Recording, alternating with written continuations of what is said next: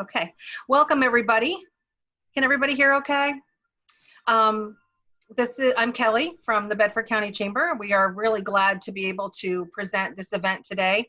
We are hosting this webinar about marketing and coming out of the COVID-19 crisis, and hopefully to provide you with some tips and tricks and tools that you can use to promote your business coming out of this crisis. We're very pleased to partner with Headline Marketing and Communications for this program today. And we have Cheryl Ebersole, who is, are you the president? Is that what we call you? The president of Headline Marketing? We'll call it the agency manager. How's that? Okay. But basically the brains behind the entire operation, and long-time marketing professional, also a phenomenal events planner. I have been so fortunate to have the chance to work with Cheryl in many capacities over the years, and so glad that you have an office in Bedford County and that we get to work with you so closely and that you're even in our building. Deanna Weaverling is an associate and is coming on right now. Looks like she does have a microphone now. So Cheryl, do you want to say a couple of opening words and then we'll turn it over to Deanna for her portion? Sure. Well, thank you, Kelly, for asking us to be here and do this. I see some familiar faces. We were talking for just a moment, and I said, "Oh, Ann and I worked way back." When you talk about how long we've been in marketing, Ann, I don't know if you remember, but Penn advertising days before Barish advertising days and Morgan Signs. So that was like early billboard days and Where and When magazine. And so yeah, it's been a lot of years in marketing and a lot has changed. And what better time to be together and talking with this post-COVID-19, or as we're getting out of the marketing and using COVID-19. I'm looking forward to the days we don't even mention those words any longer. But we're thrilled to be here and anxious to talk with you and hopefully share some information and answer your questions. So thank you. For those of you who are not aware, Headline Marketing and Communications also produces a number of magazines, some that we partner with as well, Timeless and Generations. And the Bedford County coordinator for those magazines is Deanna Weaverling. I think she's going to start talking a little bit this morning, about moving your business out of being closed to being open for business and really starting to to put your company out there again. So Deanna, do you want to start? Yeah, I think we're all ready, most certainly ready to get back and start again. Oh goodness, seems like a long time. Well, one of the things that especially now more than ever that we've kind of been trying to focus on is, and I'm not sure if any of you are part of our database when it comes to our blast emails and different promotions that we have coming each week. But one of the most recent ones, we talk about how we've practiced social distancing. We've practiced staying at home. We've done our part, but now it's time to get back into business. That being said, one of the things that we want to talk about focusing on is cross promotion. Combining those media channels to get your message out, promoting your business in all aspects, whether it be print, radio, outdoor promotions, premium items, where's that pen that has, your business name on it, things that are really going to be consistent and keeping you out there everywhere. And one of the nice things is, an agency like ours that works with these folks day in and day out and helping to bring your message across. One of the things I first noticed, like Kelly said, even with our publications, our personal publications, that's one of the things that we are big on is cross promotion. So if you buy the ad in Generations magazine, or if you purchase an ad in Timeless in Bedford County, not only do you get that ad that we custom designed for you at no additional charge, we also help additional marketing with having in-depth conversations. We offer matching editorial with those so that you can have a little more in-depth conversation and offer more information about your business and products. We also promote it with our local radio stations. Anytime a new publication comes out, we offer 2 weeks of radio advertisement, talks about the publication, but then also mentions the businesses that are participating in it. So it's another way somebody driving down the road hears that you're part of it too, and they hear your business name.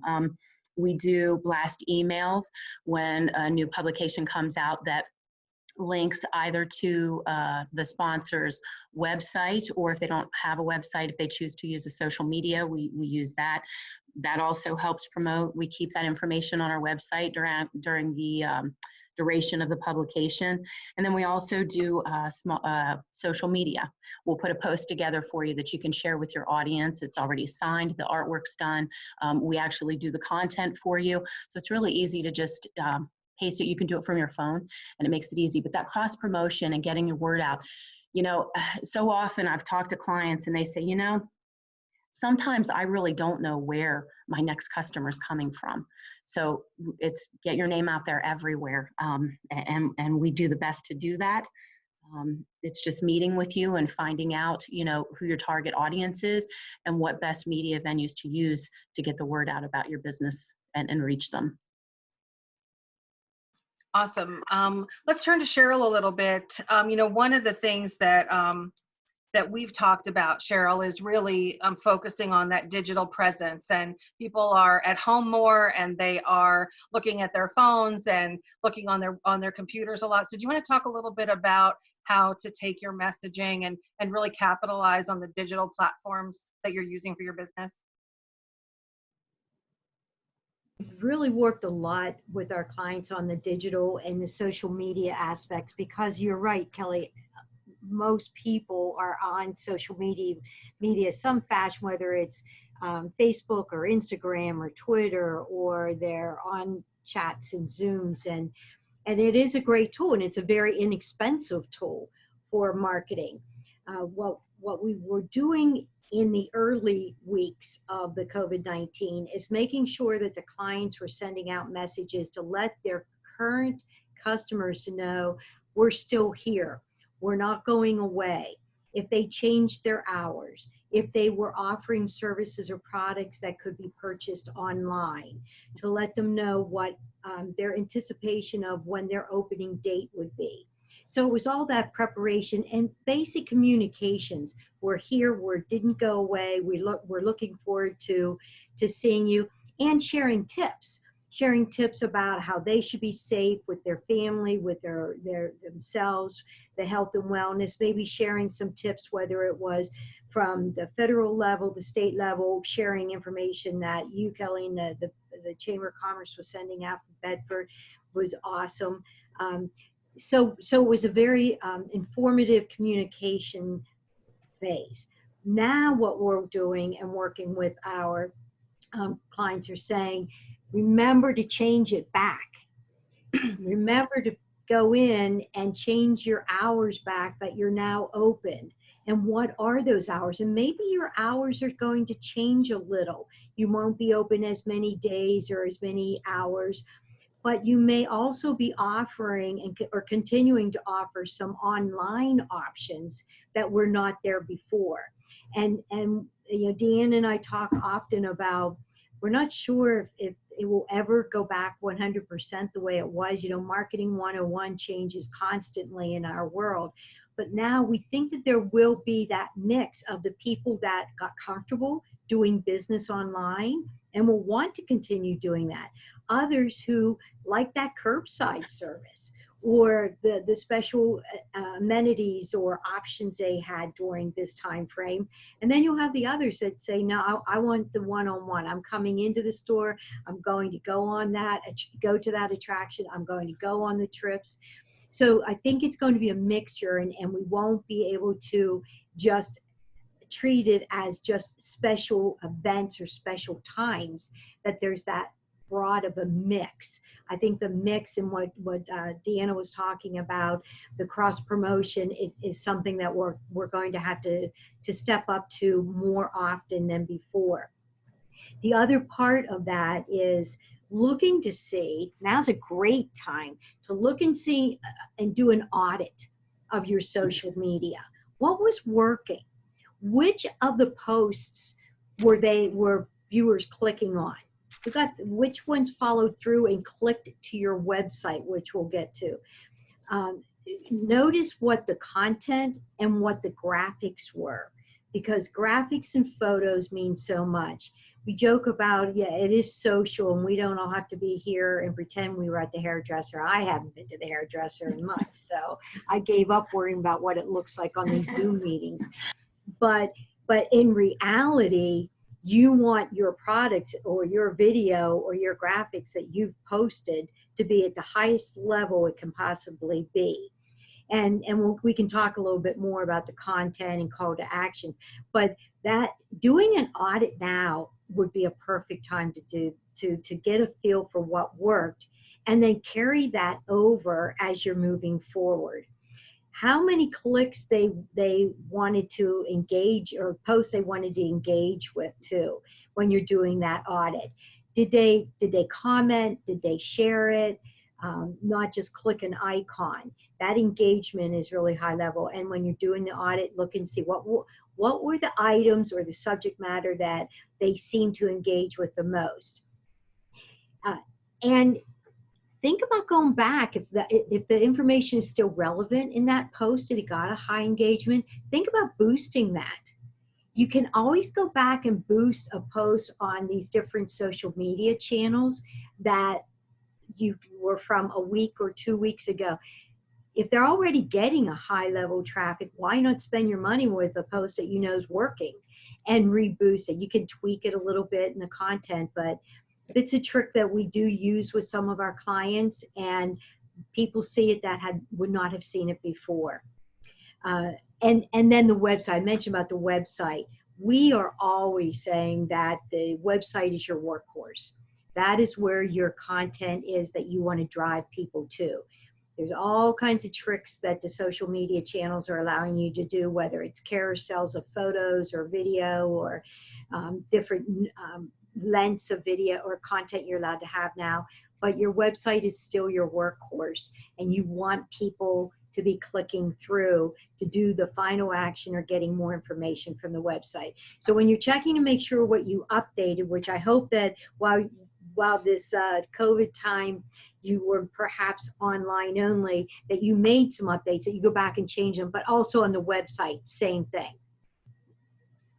And we talked a little bit before this, Cheryl, about thinking about outside the box ways to reach out to your customers. And we talked about some of the ways the chamber and some other local businesses have done that through, like we have a virtual ribbon cutting now. We did a What's My Line game show, and we started those things having absolutely no idea how they would be received.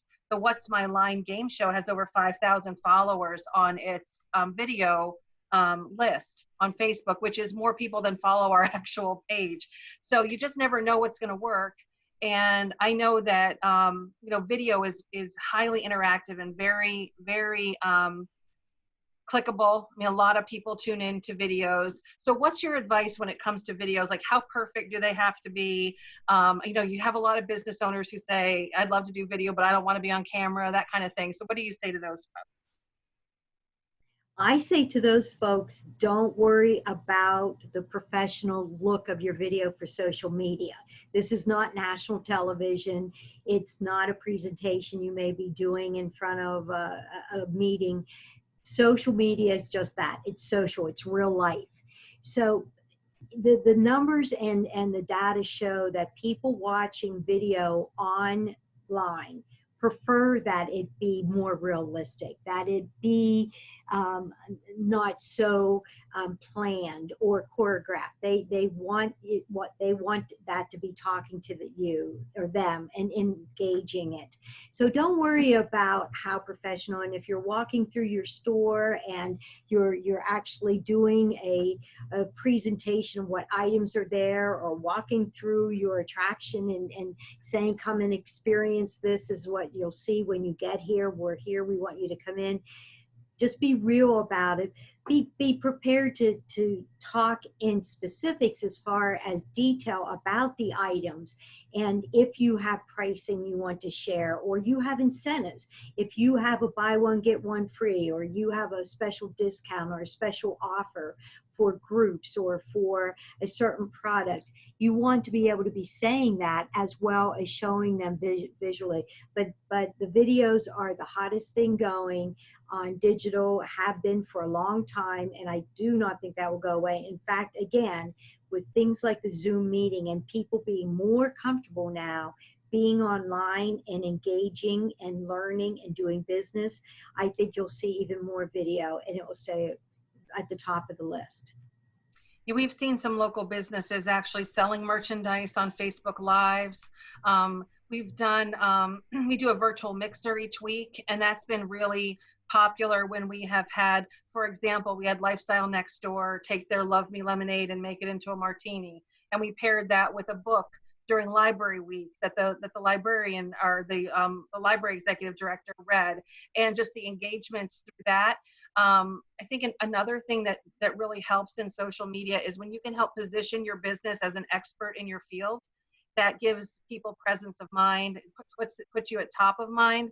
So when we do things like this, talking to headline marketing and communications, it's a way of marketing headline marketing and communications, but it's also sharing your knowledge with all of our members. And so every business has a niche where they have a specialty that they could share with others. And so giving out that relevant information for free in the moment, with the idea that it might lead to a sale in the future. Mm-hmm. Being able to share unique opportunities too, any upcoming events, digital social media is perfect for that, because they're getting it in real time. If you're going to be having an open house, you talked about the virtual ribbon cutting, which was fabulous. I watched the whole thing. I thought it was awesome, and taking old tricks and making them into digital is certainly a way to go. And all of these platforms, not just Facebook, all the platforms are now offering these options. And the biggest challenge is staying up with the changes. Yeah. And what the rules are today may be different tomorrow. So you need to constantly be learning and looking, but you can't break it.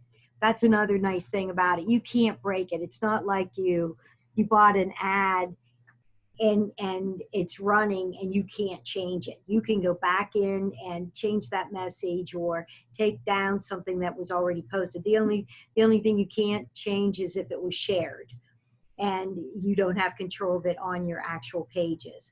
But it's still very fluid, and spur of the moment decisions and Facebook Live you were mentioning is a great tool to use. Yeah, we all know the importance of social media, and we all try to use it to the best of our ability, I think. But your point about driving things to your website is so important, because as important as Facebook and Instagram and all those social platforms are, we don't own them ultimately. Like, you should not make Facebook your website, because it's not owned by you, it's owned by Facebook. And so if someday Facebook goes away, you don't want to lose all of that content. So, how do you advise your clients to take your content and switch it up for Instagram and Facebook, but still have it be anchored there on your website and driving people to that home base? Well, what we do for our clients post, we don't just duplicate what is on Facebook to automatically go to Instagram. Even though they own Instagram and it will automatically go over, we go in and we post something that is a little bit different. And then same thing for Twitter or for Pinterest or one of the other platforms, because they all have different audiences and age groups, and you do need to tweak it. And the other thing is, if somebody's on all those channels and they're following you on all of those social media channels and they see you're using the exact same content, they get turned off by that. So you need to do that. But we like to tease a little bit that you put the part of the message on there, but you've got to click through to the website to get the rest of the story. It's like the front page of the newspaper where you get the first part, and you have to turn back to be able to get the rest of the story. So you write the content once, you create the visuals once, but you use parts of them but on the website, everything is there. Then you have the branding, you have the consistency, and you own all of the content, and you don't have to worry about what you just described, and you're correct. And at any time, Facebook or one of them can take your post down. I'll tell you a real quick story. In the early parts of COVID, we had a post on one of our social media pages. We have a headline, a Generations, a Timeless, Facebook, all the channels that we manage for our clients. And we had one on, and it was an old photo. It had women with masks on, and it had to do with women's rights and voting, and it was a lighthearted one. But because it had the mask, and because there was a question mark in the first sentence, Facebook blocked us. Now, some of our staff's on a first name basis with Facebook. They've gone through their university training. We were stunned. So they didn't block the page, they blocked the post, and they pulled it down. So we talked to them, they said, right now, don't use anything with COVID-19 in the actual message, and don't use anything with the mask unless you're selling them. And don't use a question mark. So we had to go through and look at our calendars, because normally we do a 30-day calendar for each social media channel for the clients, and then they're already done, they're posted. You only have to, have the client approve those once a month, unless there's something that needs to go on in addition. But we had to go back and change all that. That's just a learning experience, but they're in control. You're absolutely right. They're in control of your pages, and they're in control of your content. So here's a hard question, but I think this is one that's on everybody's mind. So I apologize if I catch you off guard on this, but there's a statistic that's being sent out by some marketing agencies that during the 90-91 recession, Pizza Hut and Taco Bell increased their advertising and promotion budget or kept it going, while McDonald's dropped it because of the recession. Pizza Hut increased sales by 61%, Taco Bell grew by 40%, McDonald's declined by 28%. So in this time when so many businesses have been shut down, I think the natural reaction is to stop advertising, because that's an easy expense to stop having. But what's the risk of doing that? And what advice would you give to businesses on how to navigate, being out there and using their promotion and their publicity, but maybe doing it in a way that's more economical because the money just isn't there right now? Well, the worst thing you can do is stop advertising. And what we were talking about in the very beginning of this session, it's communication. You got to think about, it's not advertising, it's communicating. And your customers, your clients, they want to hear from you. They want to know that you're still there, and they want to know what's going on. If not, they've got to make the effort to come find you and search you and do homework to see if you're open and what's going on. And the other part is, you're going to have to spend twice as much to catch up. If you've been out of sight, out of mind, now you've got to go back and build up that audience again and get their loyalty back and re-educate them. So absolutely, you need to stay consistent. The social media part of it is not expensive. The most expensive part is your time. I mean, if you have the time to do it, that's great. If not, you get somebody like Headline to do it, and it's not expensive. But you putting your thought process into it, making sure the content is there, it's unique, it's relevant, it's fun. Social media should be fun, not just educational. And do that. Don't stop. Absolutely. That is another case. Coca-Cola did something like that too, and Pepsi started beating their numbers, and Coke had to come back. Not only was there were some product changes, but brand changing and changing in advertising, not spending as much and doing as much. And they saw it was wrong. I mean, I would ask Deanna if she would want to share some thoughts on that also. Yeah, I would have to agree. I know, especially what comes to mind is, and it's just kind of the hand some of us have been dealt. current situation seems like there's a lot of inconsistencies. One business could be open and one's not. Just a quick story to share with you surrounding this COVID situation. We recently had done some marketing for just a mechanic on Route 56. We had done some promotion. It was actually a local radio station. We had run some ads, and he called me within 3 or 4 days. And he said, I can't believe this. He said, can I double what my order was? He said, I had a guy call me from Tyrone, and he's going to drive to Fishertown.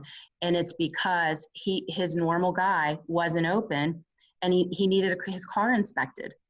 And he said within just 2 or 3 days, he had 4 phone calls of people that couldn't get. So I think what Cheryl said is absolutely correct, but I think in this instance, it's even more dire and important, because somebody that's promoting and doing the same or offering the same services, they're customers. And not that I want to say, let's take from another, but if they need the service, you may be the only person available. And if you're not marketing and letting people know that, you've missed a very valuable opportunity.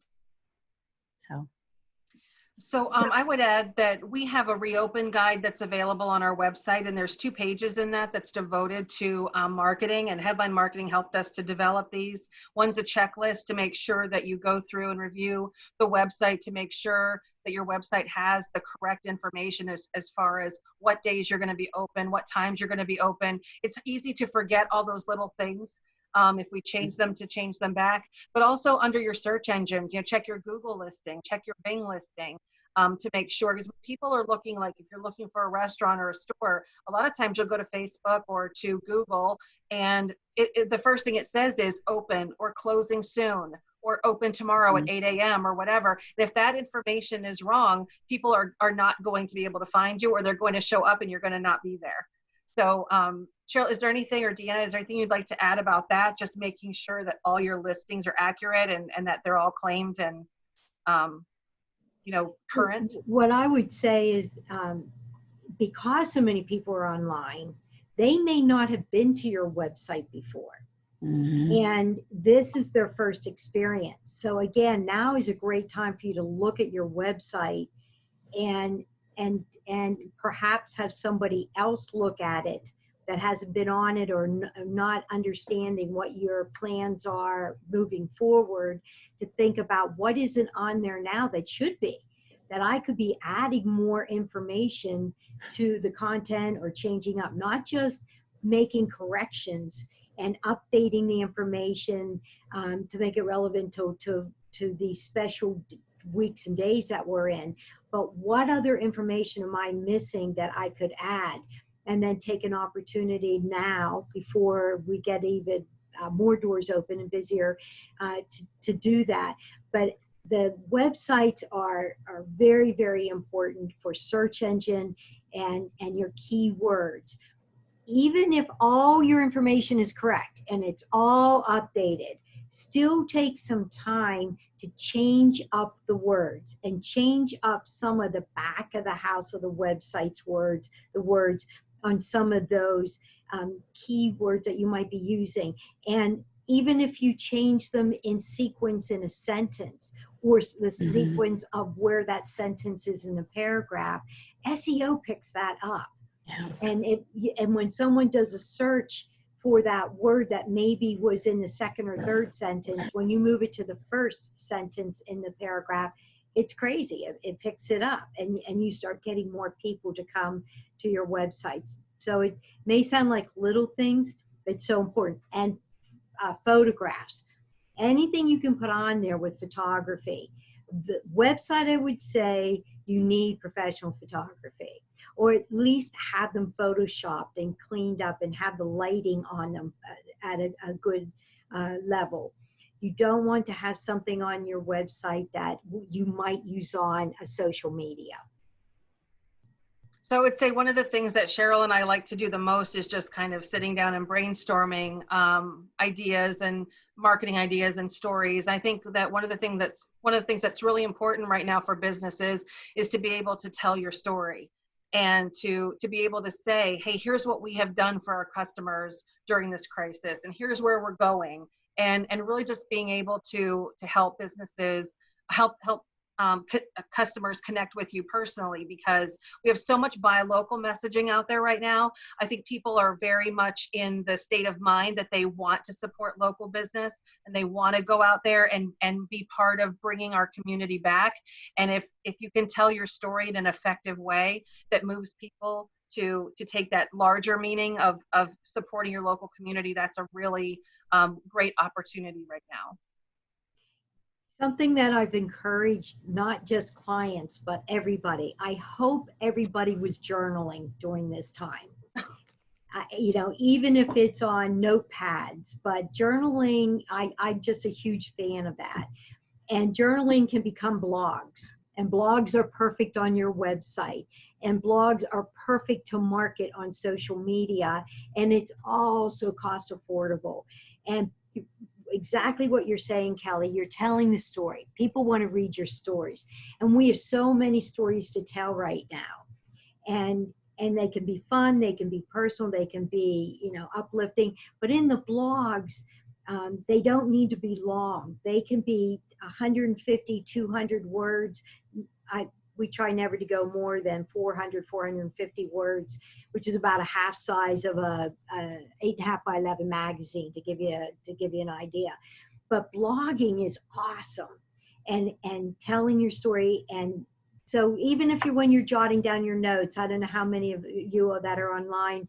I'm a to-do lister. I have so many to-do lists. It's incredible. And I love crossing it off though. But then I start writing, and if I can read my writing, then I start doing it as a blog or putting it in the journal. Thank goodness you can now type on your phone, your iPad, your computers. But it's easy to put those thoughts together. And once you do it, you think, wow, that's pretty good. I like that. That's what I'm going to use to share. And you'll be surprised how many times your next marketing campaign or message will come out of that blog, that will come out of that written thought that you had of telling a story. Because if it's interesting to you, it's going to be probably of interest to your customers or potential customers. And be lighthearted about it sometimes. Yeah. I think it's also really important to think about the CTAs and the ROIs and how they work together. So the call to action and the return on investment. Because the biggest question in marketing is, how do you know what you put out there worked, right? We tell people that they should be on multiple platforms and you should be trying a lot of different things. But when funds are tight and when you have to watch your budget, you really need to know what is working for you. So how do you recommend that people tie that call to action with the return on investment so they can track and see what's really working and converting to customers? Well, digital is the easiest way for tracking, because you can go back and check your analytics. You can go, not only can you watch a post to see how it's doing, you can get the whole month. And if you know how to go into your settings and look at your analytics, you can get demographics, geographics, time frames. You can target your message. So that's easy. Same thing with your website. We send a report to every one of our website clients on a monthly basis with their analytics. Now, we joke because probably half of them don't even look at them until I sit down with them, or Deanna or one of us, and say, hey, what do you think of your analytics? Or did you see that spike? What did you do that day? There's some reason that you have a lot of looks, and I can't tell why. But your analytics on your websites are easy. When you're doing radio, that story that Deanna said about that, I mean, boy, that's ROI, you can trace that easily. But the other one is the call to action, whether it's couponing or it's special offers or a new product that you put out, and that's in print, in radio, television, billboard, direct mail. We believe in cross-marketing and using all channels. But in that, it's the call to action. What it is you want that person to do, either purchase using that offer, or purchasing that new product or service, or showing up at new hours that you're offering, or you were closed on Sunday, now you're open on Sunday. And it's work. You truthfully have to do a little work at that and make sure that you're keeping track of it, and keeping a written somehow report, whether it's on your computer and electronic file using a spreadsheet or some other type of analytical product. And you mean things like saying, mention this ad when you enter our store, or, cut this coupon or whatever, use this coupon on these days or whatever. And that helps you to understand how you're. And QR codes are still used. That was the hot thing many years ago, and people feel, oh, they don't use them any longer. QR codes are still used. It's not just checking a price in a store. There's still a lot of people that like to use the QR codes for a special offer that will drive them right to that page on the website or wherever it is they want that to land. And then you can do analytics from those. Any other tools or options in terms of social media that you'd like to mention, like stories or hashtags, or, how many times you should post? Because there was a while where they were saying you could post too much and people might unsubscribe to you or deprioritize you. But now I hear you're supposed to post often again. This is where it comes in, where the rules change every day, sometimes daily. What's the rule in the morning is different in the afternoon. It's not that you can't post every day. It's just make sure that it's worthwhile reading. And it's good to have about a 40-60, meaning 40% sales, 60% non-sales information. You don't want every day, every post to be something that you're trying to sell somebody, a product or a service. You want to share things that are trending. Again, things that are fun, inspirational. When you're trying to sell them every day and they see that post, they'll just start skipping by it and saying, oh, they're just trying to sell something to me again. So it's okay to post every day. Honestly, it depends with us what client it is. We have certain clients that no way would we post every day for them because they don't have enough information that we feel would be proper relevant to use, and they're not comfortable putting trending information and let me refer to like a healthcare client. We have healthcare clients that they would let us post twice a day if we would do that, and they love it. Then we have others that they only want posted 3 or 4 times a day, 3 or 4 times a week, and they want more serious information. So we back away from posting more because they don't have that mix. And at that point, it's more of the quality of living, not so much trending, but quality of living and informational, not necessarily about them, but something that would be of interest. As far as Twitter, you could post on Twitter every hour if you wanted to, and the people following Twitter, they really don't care. That they're into that. They like that. Instagram is a little bit more than Facebook if you wanted to, but Instagram has become a lot like Facebook, where before it was just photos and then video. It's really become a communication tool, and it is a younger audience. Not that there isn't a wide audience. We have grandparents that love to use that too.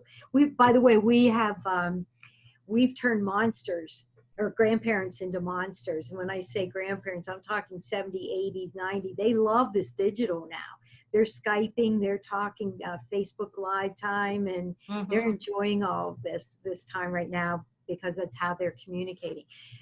So I don't think that there's a hard rule for everybody, other than make sure the consistency is not a hard sell.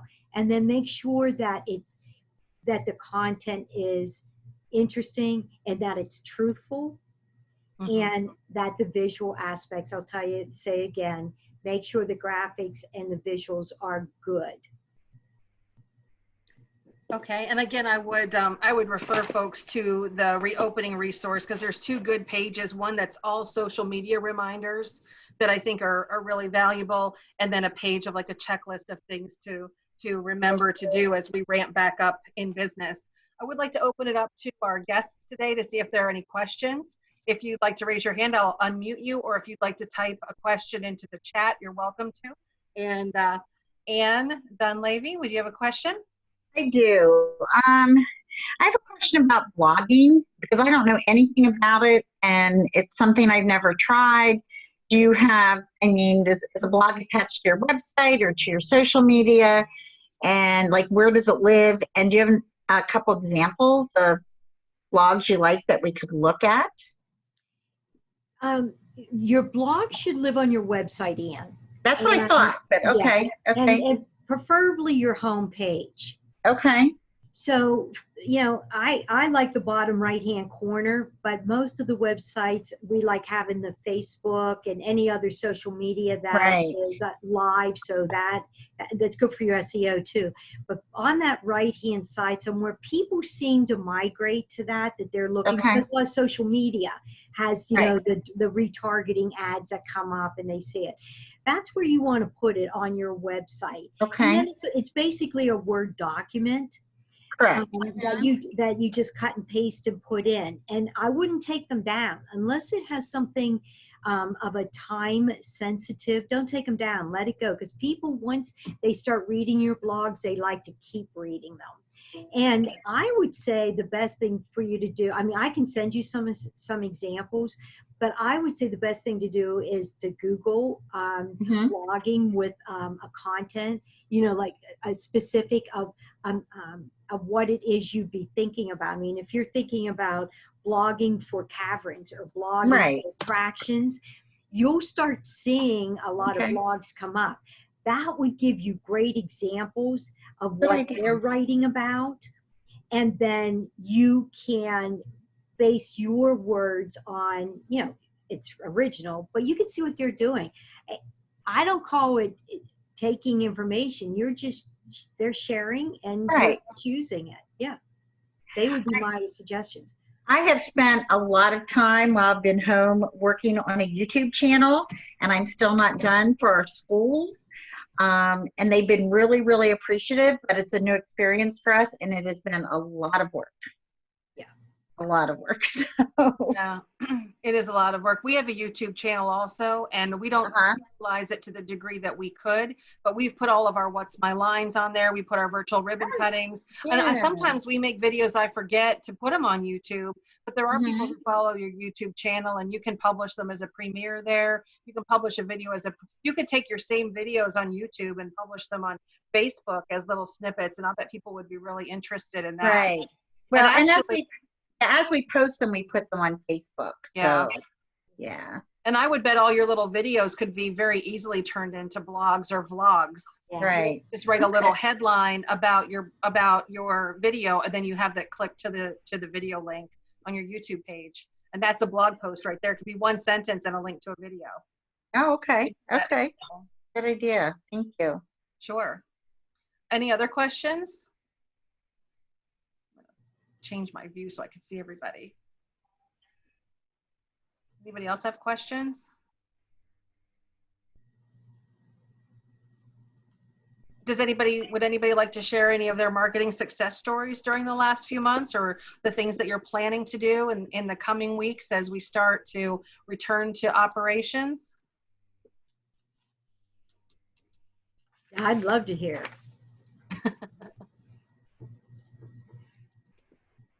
I'm just curious what's going on in Bedford County. I mean, are most small businesses reopening in this yellow phase, or?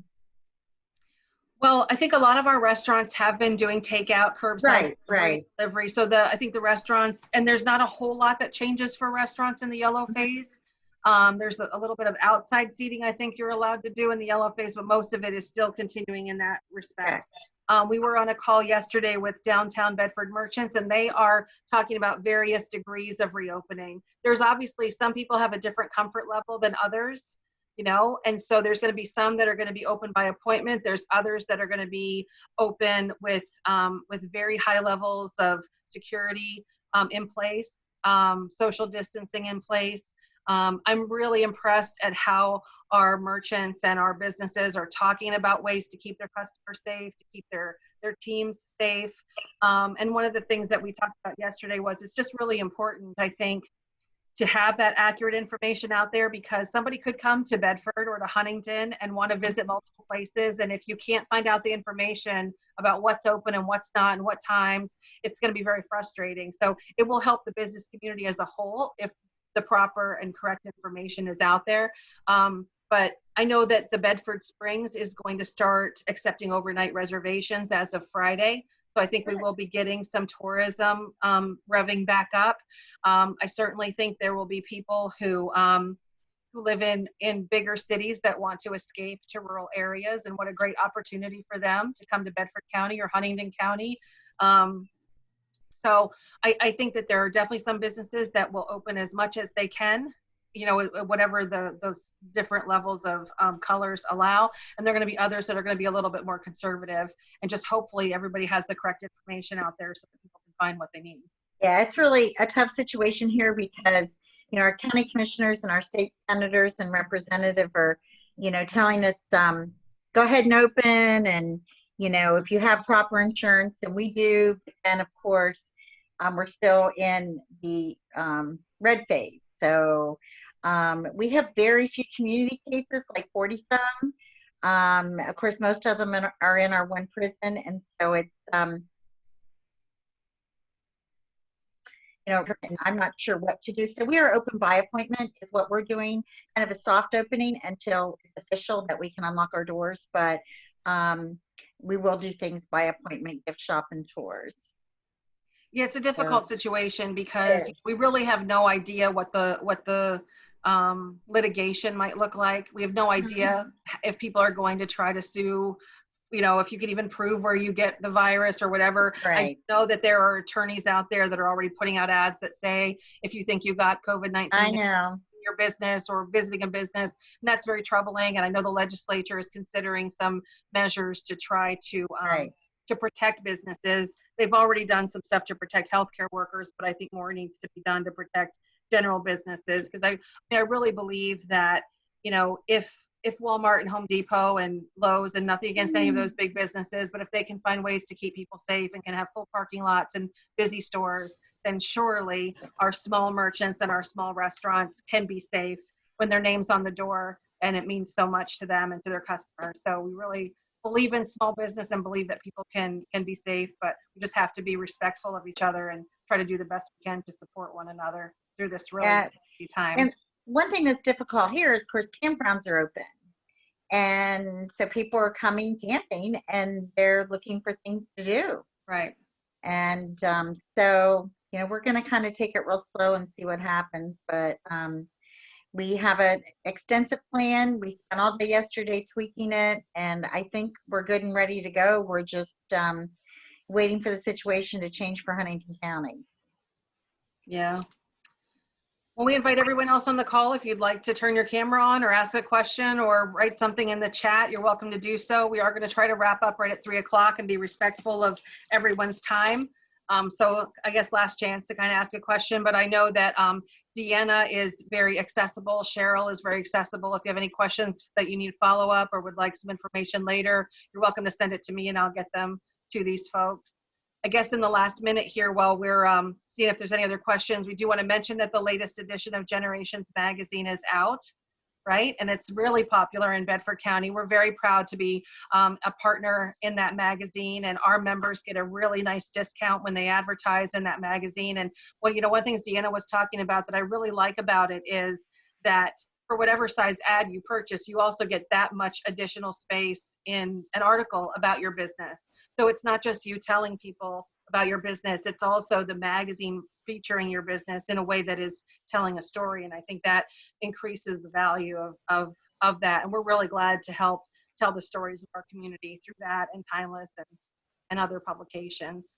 Cheryl and Deanna, anything you want to mention about that? We're pleased. You know, every time that comes out, it's like a new baby, you know, that or one of the other publications. And Deanna and I were talking yesterday.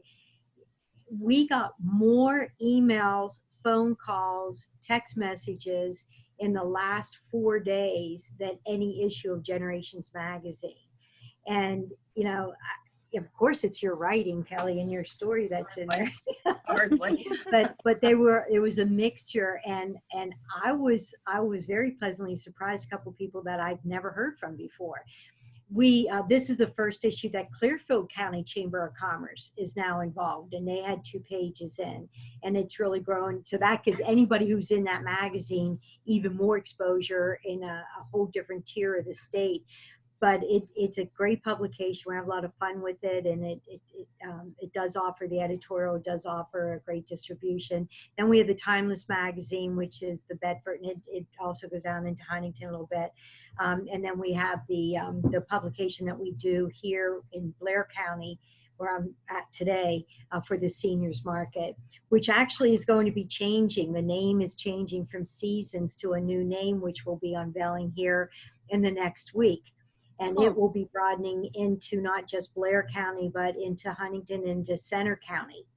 And it's a 50+ market. So Awesome. a lot of people still love the print. I mean, it works. I'm still a strong believer in print, along with the digital and every other aspect of it. I wanted to mention, while we have a second here, if no one has a question about, if you don't have a true marketing plan, please think about doing a marketing plan, even if it's 1 page to start out with. So one of the things we were doing through this process is sitting down with our clients, and saying, and some of them actually still wanted to meet in person, saying, let's look at the 2020 marketing plan. We're not going to throw it out the window. What do we need to do, to adapt, to change, and then start working on the 2021 plan right now, because a lot of things that you were not able to do in the spring, late fall, that first and second quarter, let's look and get prepared for next year, or how could we change it to fit into a different quarter. And so now is a great time to be doing all of those things, and watch for bargains also with ad buys. Because I can tell you right now, we are getting, all but one media is offering incredible buys right now, discounts. Cool. Jeff, I saw you have an ad budget. I There you would be go. on the phone. I'd be on the phone negotiating. Don't take rate card from anyone right now. Right. Jeff Boldazar, I saw you pop up. Do you have a question? I just wanted to make a comment in regard, I think it was Patricia that was talking about businesses that decide they're going to open even though you're still in a red phase, or if you're in a yellow phase and you're still not supposed to be open. It's not just the fact that you have insurance. You want to make sure your insurance is actually going to cover you if something goes wrong. I have it For in instance, writing. Yes. Yeah, well, what I was trying to say is, if you're a beauty salon and you're not allowed to be open, not just saying, but if a beauty salon decides to open, and according to the state guidelines, they're not permitted to be open. If they open anyway, it's not just, could somebody get COVID-19 from going in there? What if somebody slips and falls? What if one of your workers gets injured and wants to file a workers' comp claim? That's the even bigger issue, because people just assume, well, they go ahead and open, which, okay, I understand that. But the flip side is, if something goes wrong, like you said, you did talk to your insurance company, but I think a lot of people aren't necessarily doing that. They're just assuming, well, I have insurance, I'm covered. Then something goes wrong and they call their insurance company, and the insurance company says, well, you were supposed to be closed. You're not covered for that incident, or we're not going to cover you on that workers' comp claim, or whatever. So for businesses that are thinking of opening if they're not supposed to be open, that's just, something because we've had some calls from people saying, what are they going to do to me if I open up? Well, in theory, probably nothing, but this is the issue that you might be facing. So. Right. Okay, thank you. Good point. Well, we're almost at the top of the hour. I would just mention real quickly, we have 2 more reopening resources tomorrow at 9:30 in the morning. We're going to be talking to some businesses that have been open throughout this crisis, including Homewood at Springhouse Estates, REI, First National Bank, UPMC, about some of the things that they have done to help protect their workers and their customers. and if there's anything that we can learn from them as they've successfully navigated through this crisis. And at 11 o'clock, we have a partnership with the Cambria Region Chamber, and we do what we call Brunch for the Brain, and that's going to be talking about reopening. So if any businesses are interested in joining that conversation, it's just sort of a check-in with Bedford and Cambria County businesses and anybody else who wants to join in, and just kind of get an update of where everybody is going and if there's anything we can do to help. Once again, I'd like to thank Cheryl Ebersole and Deanna Weaverling from Headline Marketing and Communications. We are so grateful to have a partnership with you, and we look forward to being back in person with you guys in our building soon and being able to get back to business as usual. So would you like to have the closing word, Cheryl? No, you said it all, other than I'll say we are honored to be part of the Bedford Chamber of Commerce and also be a tenant in the building. And we're looking forward to being there in person also. And we appreciate all that you do to help us partner with you and all the members. Thank you. Thank you. I'll just close by saying if there's anything we can ever do for anybody on this call or anybody that you know, please do not hesitate to call us. We have got tons of resources on our website and social media, and our phones are redirected to all of our cell phones. So we can help you almost immediately if there's anything that you need. So don't hesitate to reach out. And again, we look forward to seeing you all in person soon. And thanks for being here today for this webinar. Take care. Thank you. Bye-bye. Bye.